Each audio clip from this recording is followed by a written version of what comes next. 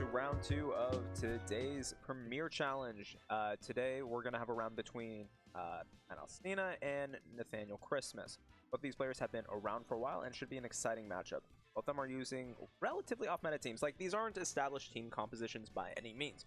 On that end, we have the Fluttermane, Iron Bundle, Tinglu, Talonflame, Chiyu, and the Iron Hands. So things that might make you think, oh no, New Balance, but you don't have that Amoonguss, you don't have that defensive backbone. So while Matt has a lot of the similar offensive tools, he's just going to be trying to go in and play aggressively with that Bundle Talonflame core.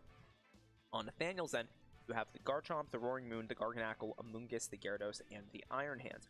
So Garganacl had a mass extinction event since the beginning of Regulation B, is that what we're calling that, Series 2, whatever. Where it was all the rage in the beginning after GSOC won San Diego with it, and then since then, it died. So Nathaniel is bringing it back, having a very impressive round 1 win over Alberto Lara, so clearly something is working right here.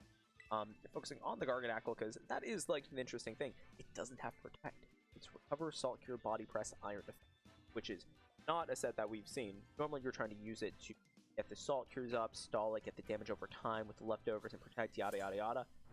Nathaniel's not interested in it, so I'm very curious to see how he's going to play this, because I have absolutely no idea. Alright, this turn 1, we're going to start off Nathaniel with the Iron Hands and the Garganacl, so we're going to see it right from the get-go versus the Iron Bundle and the Chiyu. Cool. Okay, so some interesting things to note here. Nathaniel does not have a Wild Charge on it. It's a similar Iron Hands to what Emilio Forbes used to win Fresno, so that's his Stall Test, Fake Out, Volt Switch, Heavy Slam, and Brain Punch. What that means is that Wild Charge isn't being threatened here, which normally you think, okay, why is that not necessarily relevant?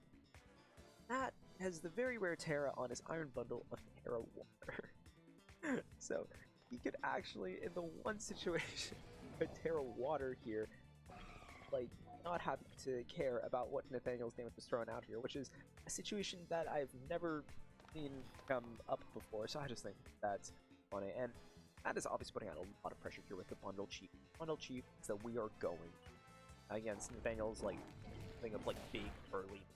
See Fake Out coming in here trying to stop some of the damage right off the get-go, and we see the Heat Wave, that's at least one avoid. Oh, onto the Iron Hands, that's not going to do that much to the Garganacl, and you can't even burn it. Garganacl setting up the Iron. Huh? Okay, so Iron Defense is going to be going off here, and was already getting started, like putting the pressure on. It is. So, Nathan, like, you would think that the Garganacl would be a win on lock. He's starting from the get-go, using it to put on that initial pressure. Now, if you're Matt, I kind of feel like you're forced to hit the Hydro Pump in order to kill it before it gets to a problem.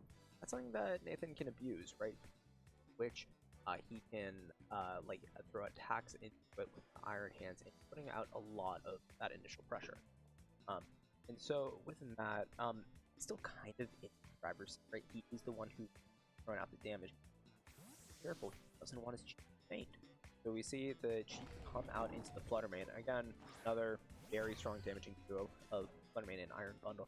And Nathaniel switching out to the Garganacl knows that what he's forcing Matt to do, Hydro Pump that Garganacl spot. If Matt doesn't do it, he's risking the game. Forcing the Hydro Pump misses anyways, and now Nathan gets a free hit with the Iron Hand. It's going to be Drain Punch into the Iron Bundle. It is enough to knock out.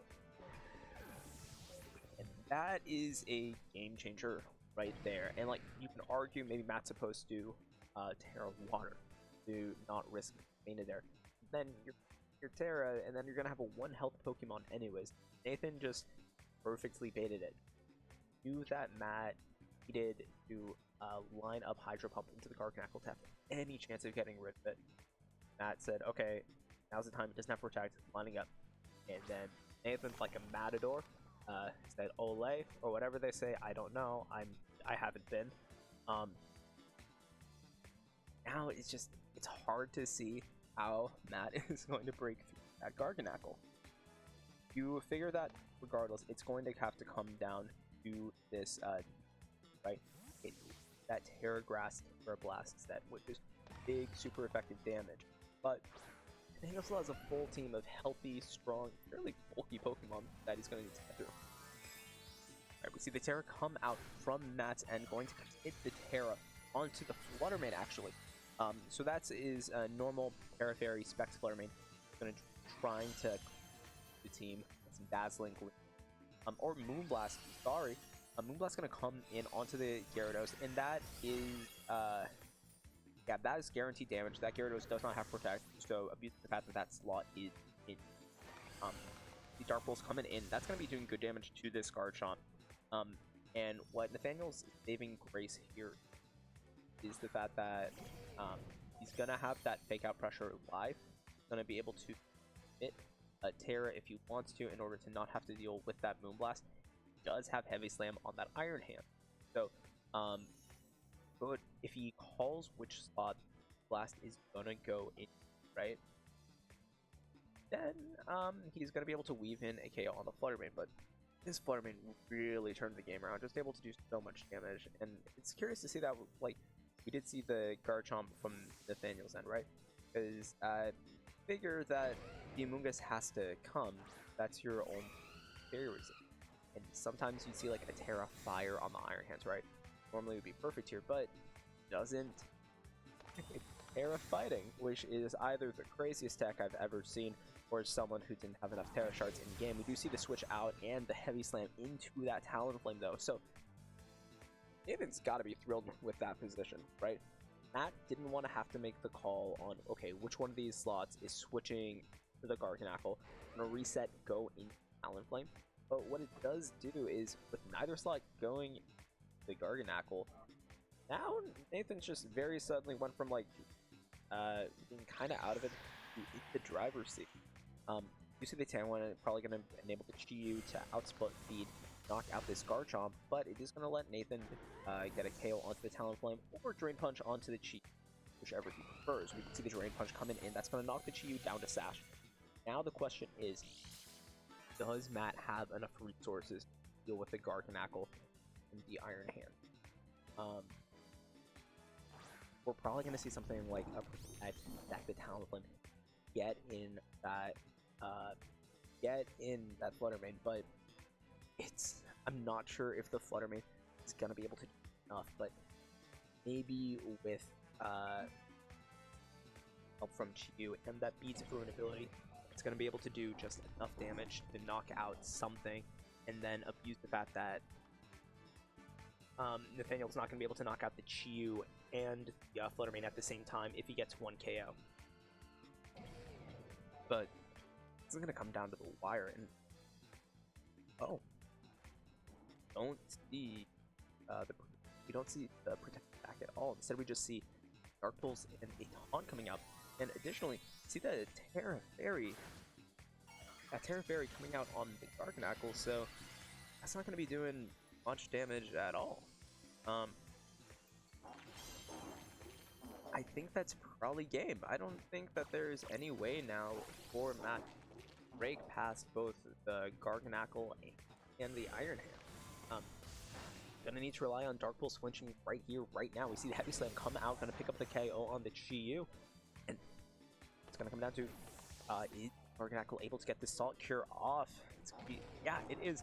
That's gonna be enough to knock out the Talonflame, and then it's a 2v1, and this is not looking good for the Fluttermane. The Fluttermane has to remove the Iron Hand, right? Because otherwise it'll just get knocked out by that Heavy Slam. But I'm going to be honest with you, I do not... It has been a minute since I have refreshed my Fluttermane versus Garganackle calcs. I don't think Fluttermane can do this, but no, maybe it's just like strong enough. Maybe Nathan's not trained enough, but Moonblast is gonna be enough to knock out, and I'm gonna have to see how much the Salt Cure is going to do. See if this is in range for it. This would probably be a way like better endgame for Nathan if he had Protect, but he doesn't have it. Oh wow, that Salt Cure, nothing. Oh wow. So even with the chip, is that gonna be enough to 2-hit KO? Isn't. So what Nathan's gonna have to do here is recover. Gotta need to get recover and hope that Moonblast isn't enough to a KO and recover. Let's see how much damage this Moonblast does. This is everything. That did so much damage. Saltcure hoping for a crit, hoping that that's going to be enough to take it out. Saltcure, that's not in range. And with that, Matt is going to take it. Wow. All right. Who I thought was winning that changed like 3 times that set. Wow. Yeah, I guess, I think what this showed is just that Nathan Beam does not seem equipped to deal with that Specs Fluttermane. His only resistance is the Amoonguss, which he didn't bring. He doesn't have the offensive pressure to just wipe it off the field. So you feel like that's going to be a necessary adjustment to make there. Additionally, he doesn't even have any defensive Terras to be able to resist the Fluttermane. It's going to be tricky to see how he breaks past that. So even though Nathaniel was doing a lot there, right? Got the whip on the Hydro Pump. He made it. He didn't panic when the Fluttermane was running the Moonblast. He got to a 2v1 endgame with 2 healthy Pokemon, but the Fluttermane was just too much. You have to go back to the drawing board here if you're Nathaniel, right? And if Matt, really pretty happy there, right? Like, you had a team that put on the pressure, and it doesn't seem like Nathaniel is going to be able to deal with it. So if you're mad, it's a question of you can try to change it up here, or do you just say, like, question Nathaniel's ability to adjust? It's so hard. I think that regardless, you're gonna have to be like leaning on that Fluttermane. I think that Fluttermane is a must bring for Matt until Nathaniel can prove how he's countering that. So again, like, you assume it's gonna be the Amoonguss, right? So that kind of that you're probably bringing the Chiyu and you're bringing the Talonflame anyways, and you're probably bringing the Iron Bundle in order to actually deal with that Garganacl. Is maybe you don't even need to, right? Maybe the Fluttermane is so strong that you just use that as your Garganacl answer, and you just tear through everything. And alright, we can see that Matt's going to opt for the same thing. Ask, what are you going to do about it, Nathaniel? What are you going to do to stop Vex, Fluttermane, Air Fairy, Moonblast? Which, to be fair, I think is a question we've all asked ourselves in the last couple of months. Alright, let's see if Nathan changes up the lead. See if he needs something in order to like deal with the Gyarados and Iron Hands. That's going to be really good into Chiyu. That's going to be putting a lot of pressure onto the Iron Bundle, right, with that Iron Hands. And after that game 1, right, you assume that Matt's probably thinking he wants to save his Terra for his Fluttermane, give it that extra oomph to really, really break past everything. That's exploitable, right, just in terms of, okay, now you can go for moves confidently if you're Nathan and feel safe about it. But the thing is just like, Matt can hit damage into a slot. How do these Pokemon have Protect? So Matt's still threatening to just explode things. Just like, go for double Protect, wait out the Fake Out. You're threatening the Freeze Dry into the Gyarados. You're threatening all sorts of nasty things. We do just see the double Protect come out, playing it very simply and straightforwardly, and Nathan just doesn't have anything else to do here, right? Like, you go for the Fake Out, and attack. That's what you have to do, just in case he doesn't double Protect. And just what you can do is just not bring your Terra. And what makes this so tough is Nathaniel's lack of defensive Terras, right? The Gyarados here is Terra Flying, so even if like you Terra to avoid getting knocked out by Freeze Dry, you might still get knocked out by Freeze Dry. And instead we do see the switch coming out here. I do like this and just like preserving the Gyarados because maybe you can get a Thunder Wave off onto it. Alright, I thought Nathaniel would need to bring more Fairy Resist, but instead he brought 4x weakness to Fairy. He says, I don't need to resist Fluttermane, I just need to kill it. The Freeze Dry gonna be doing 1,000,000 damage to the Roaring Moon. I don't think the freeze matters. Dark Bolt's just gonna knock it out anyways, and this is what Nathan's going for. He's okay backing him on if he's able to get this Drain Punch off. Drain Punch gonna come out into the Iron Bundle, it's gonna KO. So it is a 3v3 situation, but now Matt is going to be able to set up the Chiyu Fluttermane. And doesn't have anything on the team that's going to be faster than it. And if you can't outspeed it, and you can't take the hit. It's a question of what are you gonna do about it? Alright, Gretchen's gonna come out here, and this is Terror Ground, right? So you assume something like a Terror Ground is gonna come out here, and Nathaniel's probably gonna have to do is that probably can't get him just a Dazzling Gleam Heat Wave might not KO the hands, probably won't KO like a Terra Ground Guard Jump. Gonna need to commit Moonblast, and if Nathaniel can call the Moonblast and if it's an effective slot, work his way through, might have a chance, but it's gonna be so hard. Do see the Terra Fairy come out from Matt's end. Say, what is on the gas? What are you gonna do about it? 45 seconds to decide how you're dealing with a speeding runaway train coming right at you. You see the protect on the guard jump, calling the Moonblast that slot. Which slot did Matt target? Moonblast's gonna come out onto the Iron Hands. That's gonna be a knockout. And with it, you gotta assume that's the game. Nathan is just banking on the Moonblast going into the guard jump slot. Matt's saying, I have damage. This Iron Hands does not protect. The Moonblast killed last time without Pizza Ruin. It's gonna kill this time. And gets the consistent damage out there, and Nathan just is not able to deal with all of this offensive pressure. And it's interesting, right? Like, you have this defensive team really trying to set up the Garganackle, go for the Salt Cure, the cover, etc. But just not quite enough defensive backbone in order to deal with the strong Flutterman. You see Nathan trying to tear up, probably onto the Guard Chomp, say, gotta try, right? Going for Rock Slide flinches here onto the Chifu, right? At the Guard Chomp faster and take a Moonblast.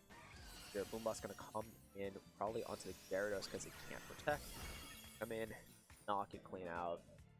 Not a lot you can do about that. See what move it goes for here. It's gonna be the Earthquake, which is gonna do good damage, but not gonna do enough to get past the Focus Sash here. Or through Fluttermane's invisible Focus Sash either. Not a knockout, and just not able to break through the Fluttermane at all. Starple's gonna be it. That's gonna be enough for Moonblast to KO, and that is gonna be game as Matt Alcina takes it 2-0 over Nathaniel Christmas. That is hard. Gotta figure that, like, Nathaniel's path through that has to involve that Amoonguss, but can't blame him, right? Like, Amoonguss into those two fire types is gonna be hard in an uphill battle regardless. And it's just that Nathaniel has the go mode, right? He can, like, he can go for the Terror Ground Guard Jump. He can set up a Dragonite on the wrong move. But the issue is that none of it matters if he can't get it off the ground. I think he can't outspeed the Fluttermane, so all that damage doesn't matter. And I think lives the hits anyways. It kind of feels like I need to go back to the Drawn Ball mode, and it is a very cool team, but unfortunately just not able to do enough to deal with that offensive pressure. And mind you, like, there is a chance that these two do play in top cut, and I mean, if you're in Nathaniel, you're going to assume that you're going to play some amount of Specs Fluttermane throughout the rest of the day. It is still a very common set. You're just going to need to try to be able to adjust to it, and don't let that get to you. And for Matt, I mean, it's a very cool team, right? Like, it's having a lot of the offensive tools that we've seen from New Balance, but just only the offensive tools portion of it. Leaning into the Talent Flood, which we have seen a bit more of nowadays, right? Especially with it winning Japan Nationals, and Forbes winning with it, Zachary Thornburg getting top 4 with it. It feels like the way to be able to get an advantage and then enable your strong attackers, especially that Specs Fluttermane, which is kind of a staple with it at this. And it's just a question that Matt posed to Nathan there, and that he's probably going to be posing to the rest of the tournament going forward, is how are you going to deal with a Fluttermane that does 1,000,000 damage, that's going to outspeed you, especially when you also have to deal with all of this other stuff going on too. You're going to have to deal with the Protect on the cheat, and just like having to play that mind game. Can I attack into it safely, or break its sash, or can I not? And then still have the defensive backbone of the Ting Lu. It's just asking a lot of questions, and unfortunately Nathaniel did not have the answer to it, but hopefully, I mean, we're just going to see, like, throughout the rest of the tournament if people are able to adjust and who is going to be able to take down Matt's run, because that was very strong. I think that's going to be it for this round. We'll be back shortly for round 3.